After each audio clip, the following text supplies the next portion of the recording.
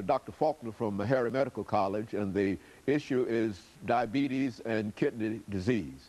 And of course, Dr. Faulkner, let's give you an opportunity to talk about diabetes and perhaps give us what you might consider a checklist in terms of the impact and the effects that this disease has upon individuals.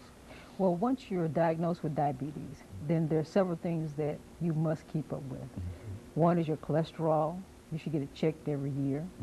Another is your eye exam. You should get that checked every year as well. Then as it relates to your blood sugar, your hemoglobin A1C, you should get that checked every 6 months. If it's not controlled, every 3 months until it's controlled. So there's several things you need to check on. You also need to check on your kidneys, and that's the main reason why I'm here, because your kidneys should be checked on every year as well. And so the kidneys is very intimately associated with diabetes. Oh, yes.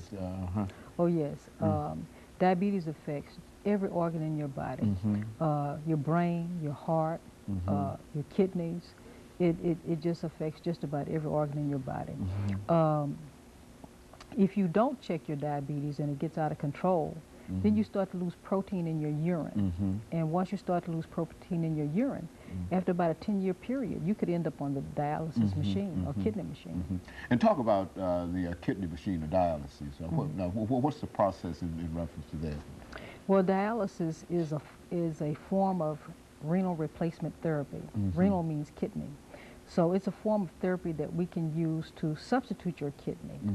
Of course, it is not 100% like a human kidney, but it maintains your lifespan, and it gives you an opportunity to wait on a kidney transplant. Now, I understand that this is a very, very expensive proposition, these dialysis and whatever. Talk about that as a cost that might be associated with kidney disease. Oh, yes. Dialysis is very expensive. It can cost from $35,000 to $50,000 a year per patient. And there are about 450,000 patients on dialysis across the United States, so it is a big part of what the government spends to take care of a patient who has kidney disease. And anything that could be done in order to decrease the number of individuals who might be impacted by this disease will help not only individuals, but will help the national government and help the governments as well. Oh, yes. Oh, yes. Anything that can be done. First of all, if you have diabetic kidney disease, what you need to do is make sure your blood pressure is controlled. Make sure your blood sugar stays under control. Make sure your lipids or your cholesterol stays under control.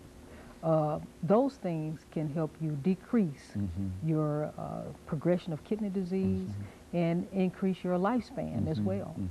And so it's really an individual decision that can make all the difference in the world in terms of how they might be able to respond to the treatment. Is that it? Oh, yes.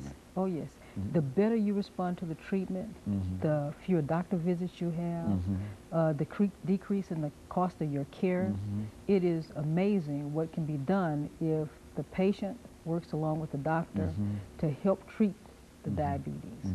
Well, what have you found in terms of dealing with patients to be some of the real reasons that people don't do what they're supposed to do as patients? I know that, you know, you see people every day and you've told them to do this or do that, and et cetera, but yet still they're not doing what they're supposed to do. What are some of the reasons that they give to you in reference to that?